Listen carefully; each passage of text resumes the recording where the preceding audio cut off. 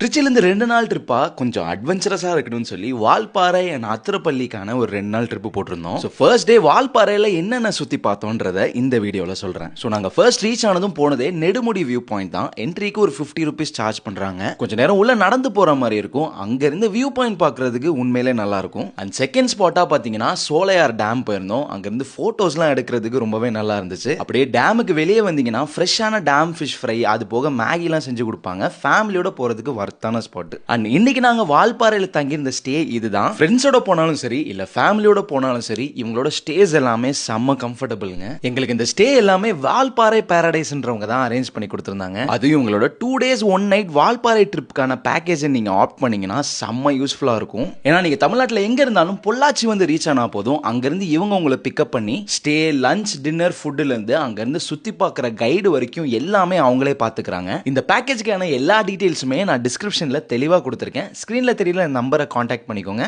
And further அப்டேட்ஸ்க்கு அவங்க Valparai Paradise பேஜை follow பண்ணிக்கோங்க.